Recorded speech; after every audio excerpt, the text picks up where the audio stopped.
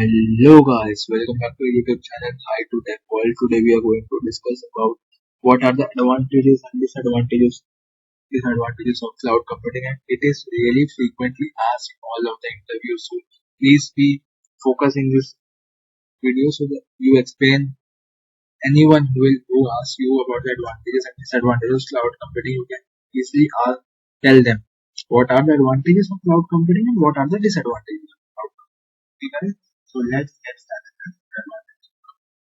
Advantages of cloud computing is it's cost efficient, it's reliable, it provides us with the unlimited storage, it provides us with the easy backup and recovery, and it provides us with the easy access to information. Okay, guys? So let's deep down to let's okay guys, so let's discuss about each of the advantages in detail.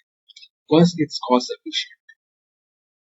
I've already discussed this point in our previous video, in the first video of AWS Basics, that it is cost efficient because we only have to pay according to our usage. If we have used for 10 hours, 12 hours, we have to only pay for 12 hours or 10 hours. How much we use, we have to pay only for those. We have saved the rent, maintenance cost for a data center, rent for a data center, all the things are being saved. So it is cost efficient. Second, it's reliable. It's 24 into 7 reliable. The resources which AWS provides is available 24/7 and it's reliable. Okay, so there will be 24 into clause 7 availability is guaranteed by AWS. Okay, if in case your server goes down, they will switch those traffic automatically to their VR data center, which is located in Hyderabad. Okay, and third is unlimited storage. This is a really important point. Unlimited storage, it means that you can increase the storage unlimitedly. If you want 100 GB more, if your server resource is hosted in a data center, okay, those data center premises, then you have to shoot a mail to a service provider that I want 100 GB, and then they will arrange the 100 GB in 1 week or 2 weeks. But in AWS, it's really easy. You can go to the AWS console, go to the EBS section, increase the storage to 100 GB in just a minute. So it's so damn quick. That is the reason. This is the third advantage, that you can increase your storage to unlimited. Unlimited means you can increase to 100 GB, 200 GB, even 1 TB, even 2 TB you can increase. Even if you can increase to 16 TB. Okay guys. Fourth one is backup and recovery. If you have lost a server, it's the backup and recovery process is really easy. If you have taken the AMI or you have the snapshot of that volume attached in the instance, you can easily recover. You have to just attach that volume to the new instance and you will recover. So it's that quick and that easy. So guys, and the fifth point is it easy access to information. So you can easily access the information or the resources provided in AWS. So guys, so let's move on to the drawbacks of cloud computing. The disadvantages of cloud computing. What are the disadvantages of cloud computing? Okay, there are 4 disadvantages. These are main 4 disadvantages of cloud computing. First is security issues. Second is technical issues. Third is the external data sharing issues. Fourth is cyber attacks. What do you mean by these 4 points? Let's discuss in detail about these points. First is security issues. You have to use security groups very wisely. Resources are hosted in the cloud, AWS cloud. Because if you are not using security groups properly, then your server will be accessible to public. And then there can be cyber attacks.